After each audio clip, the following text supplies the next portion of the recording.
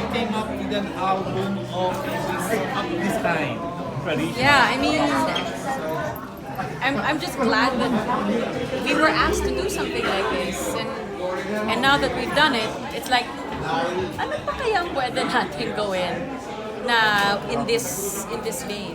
I mean, there's so much beautiful music from this country pa to explore, and so hopefully we'll have the opportunity and the time.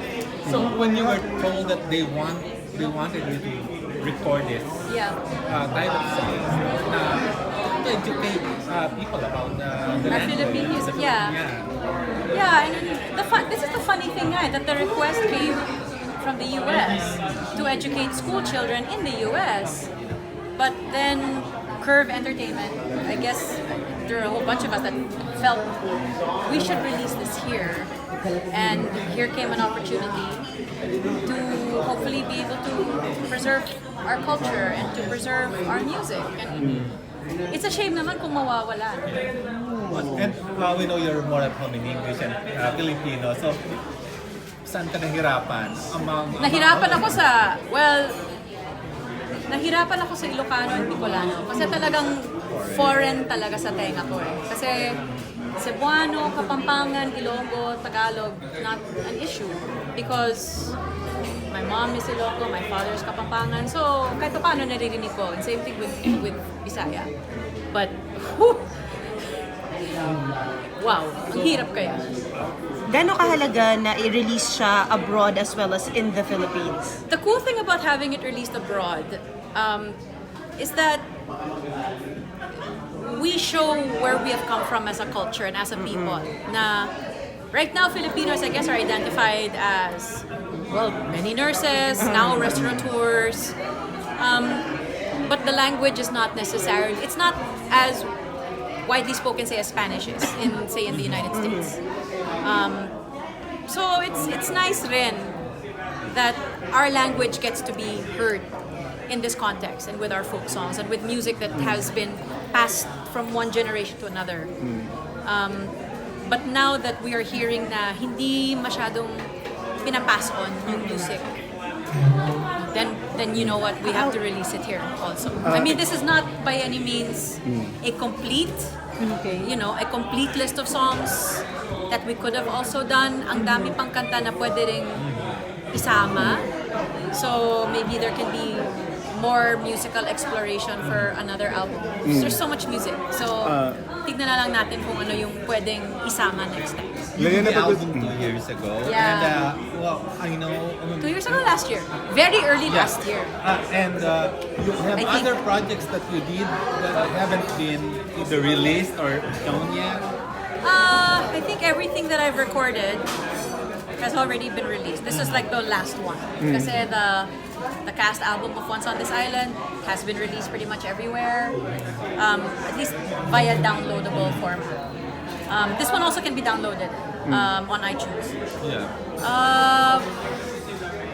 And then I just finished doing a song for Awit at Laro, which was produced by Gary Valenciano. So I have one song in that album, alongside many other artists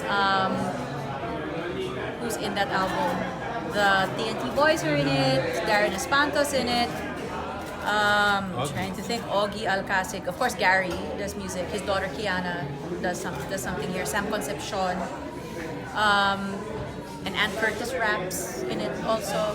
So it's a pretty star-studded project, and we did everything for the love of UNICEF, and that's what the album is for. And you also did a movie. I'm sorry? You also did a movie. I also did a movie, Yellow Rose. which is Yellow Rose. And Indie film. right now it's in the process of editing, and I think there are scenes that have to be shot in the Philippines. I'm not gonna be in them. But I think those are scenes with Princess Ponsala. Okay. So I think they're gonna have to do that here. I don't know if they've been done. I think they're on their way pa lang to come and finish shooting for it. Leia, napag-usapan kanina yung pagiging national artist ni Mr. C. Yeah. Paano daw pag sa'yo naman dumating? I don't know, ayokong isipin kasi hindi naman yun yung nagiging motivation for me to do what I do. That's never it. That should not be it. Kung mangyari, di good. Kung hindi mangyari, hindi also good.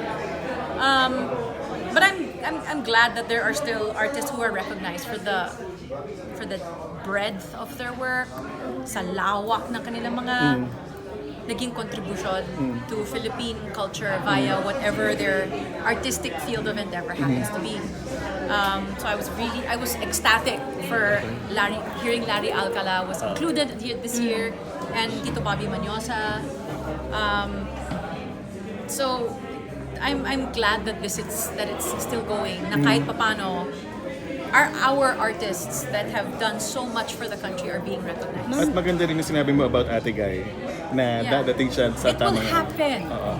Maybe not in this administration, but it will happen because you cannot deny her body of work. Miss Leia, kasi nilapag mo na yung mga trabaho gagawin niyo sa 2019 kalahatian.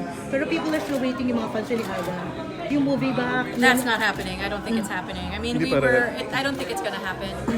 And it's fine because Okay. the last movie that we got to do, parang pinag-usapan pa rin eh. Parang it's still a beautiful memory and a beautiful tandem. So if our paths don't lead to each other as far as making a movie is concerned, then we left. Then the last one we did was one that we will always look Okay. upon. People are also Fondness. Naging judge sa Miss Universe. Okay. Sa tingin Oh, no, it's happening. When is it happening?